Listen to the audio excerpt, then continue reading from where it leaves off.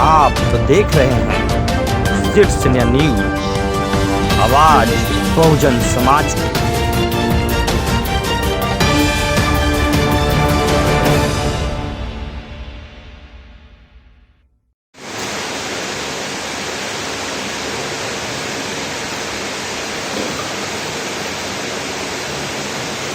आदरणीय वामसेक के प्रदेश अध्यक्ष महोदय, मंचासीन विद्वजन तथा सभा में उपस्थित तमाम बुद्धिजीवी साथियों, आप सभी को नमो बुद्धाय और जय भीम के साथ इस वामसेक भारतीय मूल निवासी संघ एवं भारतीय मूल निवासी सांस्कृतिक मंच का संयुक्त 23वां राज्य अधिवेशन की हार्दिक शुभकामनाएं। साथियों, जैसा कि विषय है शासक वर्गों के द्वारा हिंदू राष्ट्र घोषित, भारत को हिंदू राष्ट्र घोषित कर अप्रत्यक्ष रूप से संविधान को समाप्त कर मनुस्मृति पर आधारित संविधान को लागू करना एक षड्यंत्र। तो साथियों, मैं कहना चाहूंगा कि हिंदू राष्ट्र तो नहीं, किंतु हिंदू राष्ट्र के आड़ में वैदिक या ब्राह्मण राष्ट्र की घोषणा करना, क्योंकि जिन शासक वर्गों की हम बात कर रहे हैं वो वही वैदिक, यूरेशियाई वैदिक और ब्राह्मण लोग हैं। और अगर वो हिंदू राष्ट्र के स्थान पर वैदिक राष्ट्र या ब्राह्मण राष्ट्र शब्द का प्रयोग करेंगे तो वो इस देश की बहुसंख्य आबादी के सामने असहज सा लगेगा। इस खतरे से बचने के लिए उन्होंने हिंदू राष्ट्र शब्द का प्रयोग किया है। साथियों, भारत को हिंदू राष्ट्र घोषित करने का षड्यंत्र तो 1925 ईस्वी से ही प्रारंभ हो गया था, किंतु हमारे देश के बुद्धिजीवी लोगों के प्रयासों के फलस्वरूप उन्हें सफलता प्राप्त नहीं हुई। किंतु इसी विषय में दूसरा शब्द है मनुस्मृति पर आधारित संविधान को लागू करना। तो मेरा मानना है कि कहीं न कहीं मनुस्मृति हमारे समाज में व्यवहार में पूर्ण रूप में कभी समाप्त हुआ ही नहीं। कुछ स्थानों पर मनुवादियों द्वारा इसे बरकरार रखा गया, तो कुछ स्थान पर हम मूल निवासी इसके संरक्षक बनकर काम करते हैं। क्योंकि अगर हम अपने व्यवहार में झांक करके देखें तो कई ऐसे मनुस्मृति से संबंधित कानून हैं जिसको हम लोग तहे दिल से आज भी पालन करते आ रहे हैं। मेरा कहने का मतलब है कि कल तक जिस चप्पल से हमें पीटा जा रहा था, आज उसी चप्पल को हम अपने सीने से लगाकर गर्व से उसी को अपना पहचान बता रहे हैं। वह चप्पल क्या है? जाति सूचक पहचान। आपके और हमारे पूर्वजों के साथ जो भी अत्याचार हुए या जिन चीजों से वंचित रखा गया, जिन अधिकारों से, उसका आधार था जाति। और आज अपनी ही जाति पर आप गौरवान्वित महसूस होते हैं शर्म करने की बजाय। वह कभी शर्म का विषय था, आज गर्व से कह रहा है कोई ऊपर आसमान और नीचे पासवान, कोई धोबी महासंघ बना रहा है, कोई चमारों का संघ बना रहा है। और इस तरह से हम बटे हुए हैं। कहीं न कहीं इस मनुस्मृति के मनुवाद को ही तो पालन करते आ रहे हैं, क्योंकि मनुस्मृति, संपूर्ण मनुस्मृति के कानून को देखें तो इसकी रचना वर्ण और जाति पर आधारित है। चाहे अर्थव्यवस्था से संबंधित कानून हो, शिक्षा से संबंधित कानून हो, संपत्ति से संबंधित कानून हो या अपराध से संबंधित कानून हो। अपराध से संबंधित कानून की जैसे ही बात करते हैं तो मुझे याद आता है कि मनुस्मृति में एक जगह चर्चा है कि एक ही अपराध के लिए अलग अलग वर्ण और जाति के लिए अलग अलग सजा का निर्धारण किया गया है।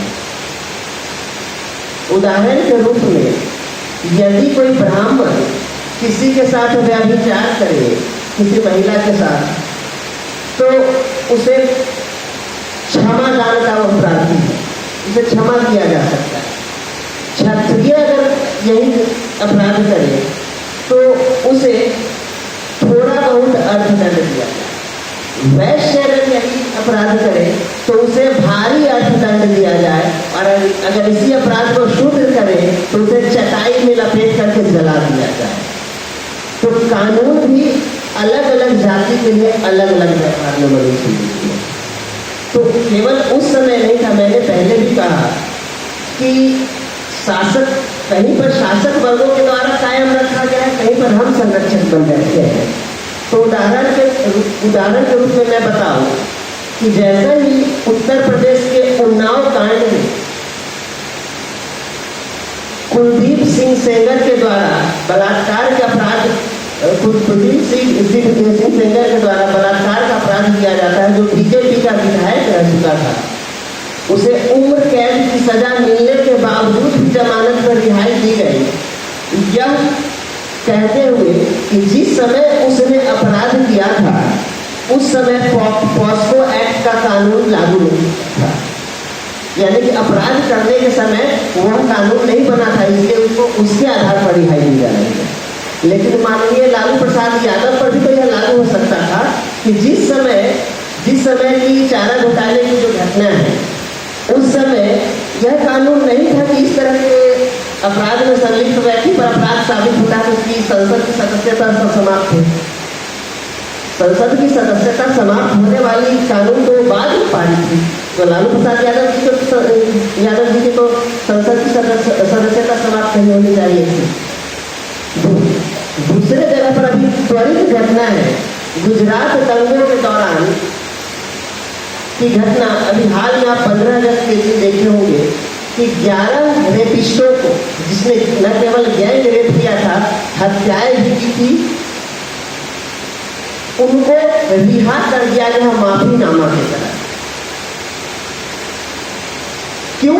क्योंकि वह एक अलग विचारधारा के लोग। वहीं पर उससे भी कम संगीन अपराध में लोगों को केवल जाति और धर्म को देखकर मोहम्मद जुबैर का नाम आप सुने होंगे, जो ऑल्ट न्यूज के संस्थापक है, वो फैक्ट चेकर है, जिसने बीजेपी का नाक में दम करके रख दिया था फैक्ट चेकर के रूप में। तो उसे जो अपराध की श्रेणी में है ही नहीं, उसके आधार पर कई केस लाद करके उसको कई दिनों तक जेल में रखा गया। सुप्रीम कोर्ट के द्वारा फटकार लगाने के बाद उसको जमानत दी गई। तो इस तरह से देखते हैं कि कहीं न कहीं पर हम संरक्षक बने बैठे हैं, तो कहीं न कहीं मनोवादी को इससे बरकरार रखे हुए विभिन्न पदों पर जा करके। और जैसे ही हिंदू राष्ट्र की परिकल्पना लोगों में बढ़ाते हैं तो हम उम्र हो जाते हैं और कहीं न कहीं उसको सपोर्ट करते हैं। तो इस चीज को रोकने के लिए सबसे पहले हमें अपने आप के अंदर से हिंदुत्व की पहचान को खत्म करना, और उस हिंदुत्व की पहचान खत्म करने के कई कारण हो सकते हैं। जैसे इससे पहले मैं आगे बताऊं, कुछ आप लोगों से एक प्रश्न पूछना चाहता हूं कि इस सभा में उपस्थित ऐसे कितने लोग हैं जो चाय के साथ आइसक्रीम का सेवन करते हो, जो खीर में मिर्च डाल करके खाते हो? ऐसा कोई है? ऐसा लोग इसलिए नहीं करते हैं कि चाय और आइसक्रीम दोनों की अलग अलग दोनों अलग अलग प्रकृति के हैं।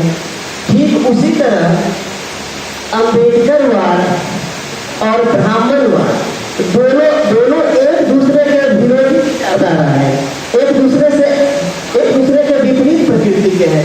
लेकिन आज हमारे बीच में ऐसे लोगों की संख्या ज्यादा है जो एक तरफ अम्बेडकरवाद को भी लेकर जाते हैं, दूसरी तरफ घरों में धार्मिक कर्मकांड ब्राह्मणवादी कर्मकांडों को करते हैं।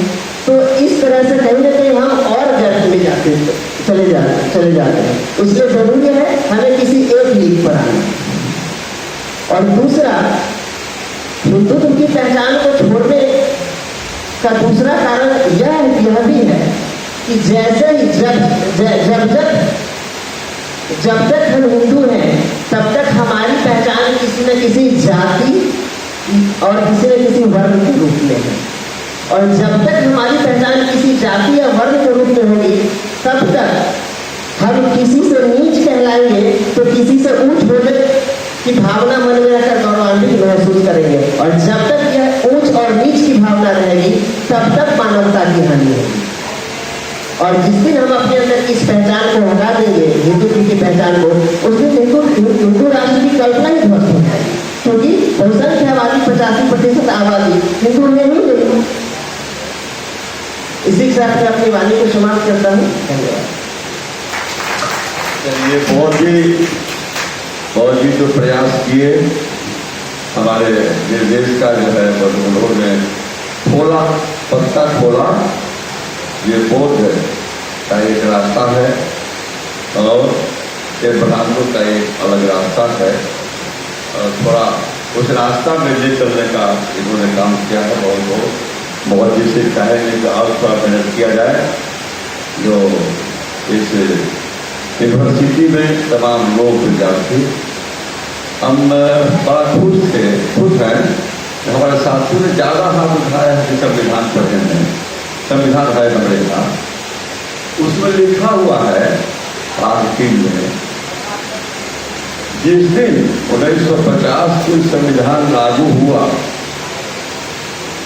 जिस समय लागू हुआ तत्क्षण उस समय से संविधान के पूरे राष्ट्र में लागू है। उस दिन जितने भी वो विधि विधान वो जितना है वो समाप्त शून्य हो गया। 1950 के पहले जितना धर्म बात रीति रिवाज उसमें सब चीज लिखा हुआ है।